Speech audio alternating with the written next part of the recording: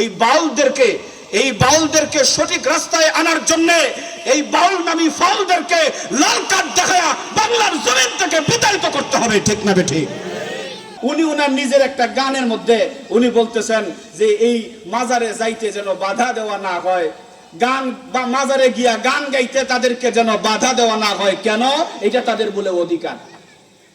আমি আপনাদেরকে স্পষ্ট ভাষায় জানিয়ে দেব, আপনি একা একা জাহান্নামের দিকে যাবেন আমাদের কথা না শুনে, আমাদের কোনো অসুবিধা নাই। কিন্তু আপনি একা একা জাহান্নামে যাওয়ার বদলে আমাদের এই সিলেটের সরল মানা মুসলমানদেরকে নিয়ে জাহান্নামে যাওয়ার অধিকার আপনার নাই, ঠিক না বেঠিক? আপনি একা যাবেন, একা যান, সমস্যা কি?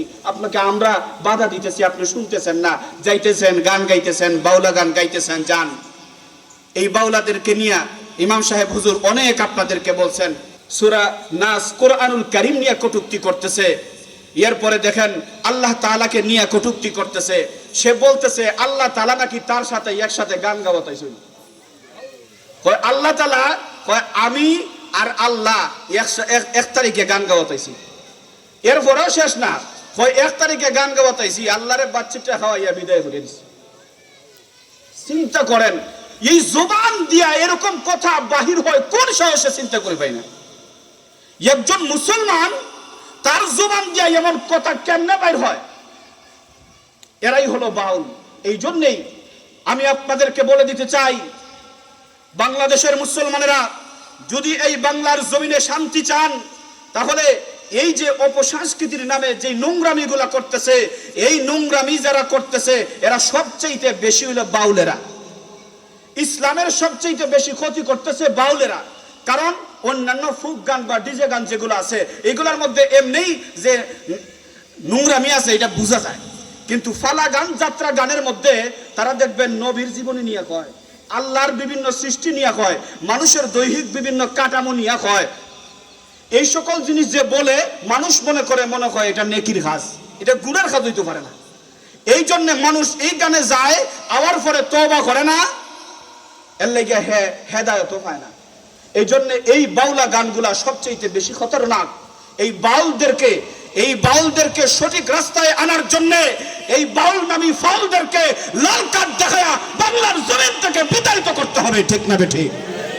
ও মুসলমানেরা, এই বাউলেরা যে এরকম ফাউল করতেছে এদেরকে বন্ধ করতে হলে আমরা সবাই সোচ্চার হতে হবে। অচিনপুরী সাহেবের মতো এদেরকে লাই দিলে চলবে না। আপনি একজন বিবেকবান মানুষ, আপনি বলতেছেন এই মাজারে যাইয়া গান বাজনা করলে নাকি দিল নুরান্বিত হয়, দিল বলে নুরান্বিত হয় গান বাজনা করলে।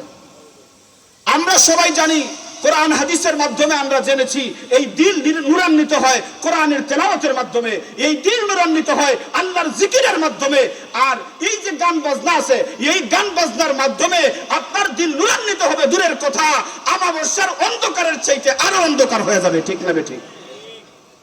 আপনি বলতেছেন আপনি ওখানে যান, অলিদের মাজার জিয়ারত করেন, অলিদের মহব্বত আপনার অন্তরে আছে। ও মুসলমান, আমি আপনাকে বলতেছি, আপনার অন্তরে যেই রকম অলির মহব্বত আছে, আমাদের অন্তরেও শাহজালাল মুজাররদ ইয়ামানী রাহমাতুল্লাহ আলাইহির মহব্বত আছে না নাই? আরো জোরে বলেন না, আছে না নাই? আছে। একবার কেউ শাহজালাল মুজাররদ ইয়ামানী রাহমাতুল্লাহ আলাইহির বিরুদ্ধে কথা বলে দেখো, ওনার শানে বেয়াদবি করে দেখুক, ওনার মাজারে কেউ অবৈধভাবে আঘাত করে দেখুক, তার হাত থাকবে, নাইলে আমরা থাকবো। আমরা অলিদেরকে ভালোবাসি, কিন্তু এর মানা এটা না অলির মাজারে যাইয়া যা পারো তা করবা, অলির মাজারে যাইয়া গান বাজনা করবা, বেপরদা মহিলা দিয়া নাচাইবা, গাঞ্জা খাইবা, মদ খাইবা, এটা বাংলার মুসলমানেরা কখনো মেনে নিতে পারে না, ঠিক না বেঠিক? মুসলমানেরা এই জন্য সোচ্চার হতে হবে, এইগুলা বন্ধ করতে হবে, যাতে আল্লাহ তাআলা যেইভাবে আমাদের এই দেশের মধ্যে, বিশেষ করে সিলেটের মধ্যে আল্লাহ তাআলা অলিদের খাতিরে আল্লাহ তাআলা অনেক গজব থেকে আমাদেরকে বাঁচাইতেছেন, এটা যেন বহাল থাকে। এই জন্য সিলেটবাসী আমরা সতর্ক থাকার প্রয়োজন। আল্লাহ যেন আমাদেরকে তৌফিক দান করেন, আমিন। সুবহান রাব্বিকা রাব্বিল ইজ্জাতি আম্মা ইয়াসিফুন ওয়া সালামুন আলাল মুরসালিন ওয়ালহামদুলিল্লাহি রাব্বিল আলামিন। ওয়াসসালামু আলাইকুম ওয়া রাহমাতুল্লাহ।